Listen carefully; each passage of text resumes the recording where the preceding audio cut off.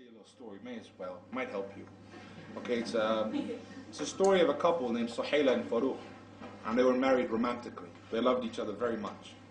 And it was in the time of the, I think, Abdulaziz's caliphate, the fifth righteous caliph, when there were no more poor Muslims. Everyone was wealthy.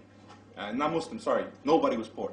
There were no poor people, because Islamic economics, finance, and system really did work. Think of a romance like that. Suhayla and Farooq are married, they're together for 3 months, the call of jihad is made, Farooq has to take off and disappear. He leaves her a little bit of money, about 3,000 dirhams, and says to her, make do with this for 3 months, I'll be back in 3 months.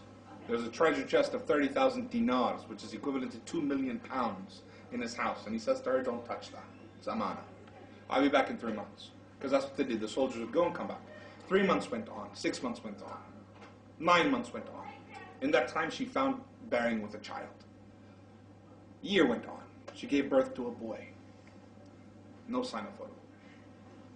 Year and a half went on. 2 years went by. 2.5 years went by. Some man came back from battle and said, I saw Farooq fall. Now she knows he is dead.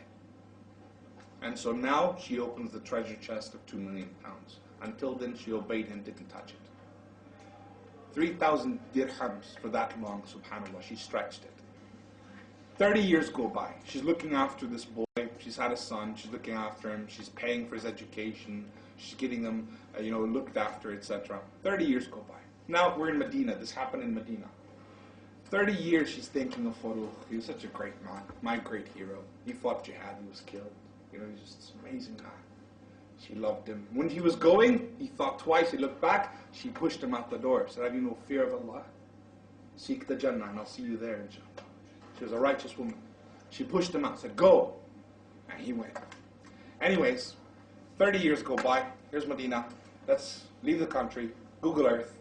Go all the way over to China. Okay? We're on the outskirts of the Muslim lands. We're in China, on the borders. Back down onto the earth. Nighttime, fire camp. Army soldiers defending the borders of the Muslims. And amongst them is a man sitting on the bridge. And he's doing what's called ribat, protecting the soldiers while they sleep. And he's having a look out.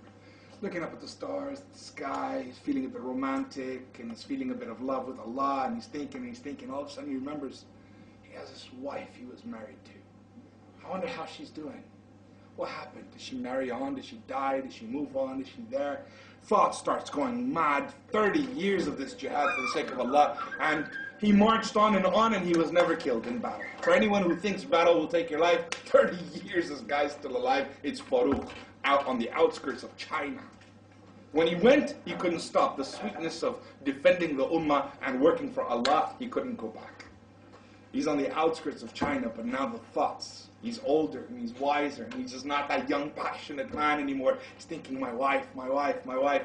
That's it. He takes permission from his commander in the morning, hops on his horse from China. He's riding like the wind all the way back to Medina. The closer he gets, his heart is thumping, man. He's going mad. He's going through the Persian route, the Silk routes. He's coming all the way back through Iraq. The closer he gets, the more mad he goes. What if she's not alive anymore? What if she's married again? All these things are driving him insane. He gets to the city of Medina. Before going mad in love, running back to his wife, he remembers the sunnah of the Prophet ﷺ. He's a righteous man. He doesn't just go home. He goes to the masjid to pray his 2 rak'ah. Because that's what you're supposed to do when you come back from a trip.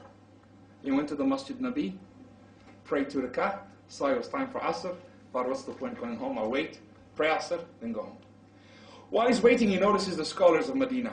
Keep in mind, this is the time of Abdulaziz, subhanAllah, the ulama, the knowledge, Allahu Akbar, the tafsir, the stories. And they're sitting in different patches, and people in white gathered around them. The scholars looking beautiful, mashallah. One of them shined out of all of them, Sheikh AbdurRahman. He was one of the best knowledgeable people you can imagine.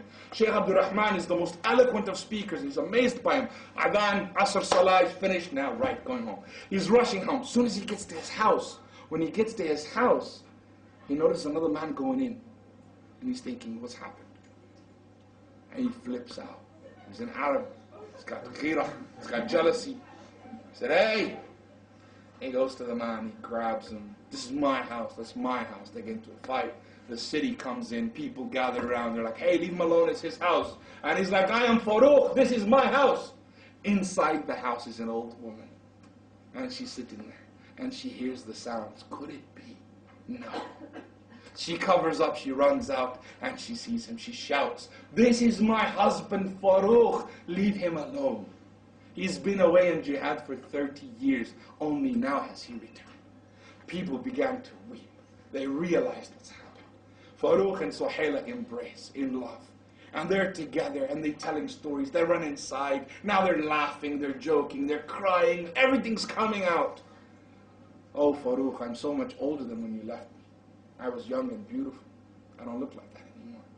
And he says to me, Suhayla, you are the most beautiful woman in the world. Because he loves her piety. Because he loves her piety. And he's madly in love with her still. And he's there embracing her. And they're weeping together. Finally, Farooq starts to get to his senses. And he goes, oh, Suhayla, there was a treasure chest I left. With 2 million pounds in it. 30,000 dinars. What happened? Suhayla said, Farooq, let me ask you a question. Did you go to the masjid? She knows he did. She's wise. They're pious. They're religious. It's the sunnah. Did you go to the masjid? You did. Yes, I did. Did you see anything? Amazing scholars. This time has changed. The knowledge of the deen, the way it's being spread. Did you see anyone in particular? One really stood out. What would you give to be that man? I would give anything to be that knowledgeable. Would you give 30,000 dinars for it? Yes, I would. My eyes closed, I would pay 2 million pounds. What if that was your son? And he said, even more. And he said, that's your son, AbdurRahman. His son was the best scholar of Medina because it was halal money and she spent it all. Instead of shopping online, she was raising her son in the best Islamic education. 2 million pounds she spent in that time. That much money on his education. And today, what do we spend on Islam? Farooq and Suhayla, she said, that's your son. Farooq goes mad. He comes out the house screaming, oh, Sheikh AbdurRahman is my son. I am Farooq. And he's just dancing, you know, he's excited. AbdurRahman comes. They call him. They say, what? He says, I am his son. Where is he? And the man says, I'm Sheikh AbdurRahman. And when he sees him, he realizes the man he was fighting with in the beginning. He was going to his house. That was his son. And he hugs him and he embraces. And the city comes and sees this father jumping up for joy. My son is no ordinary boy. He is Sheikh AbdurRahman. And everyone starts to weep. Everyone is emotional with him. And one of the people that wept, that came to stop the arguing in the first place, was the great Imam Malik. From the Maliki Madhab. What was he doing there? What was he doing there in that crowd? Imam Malik was the student of Sheikh AbdurRahman ibn Farooq.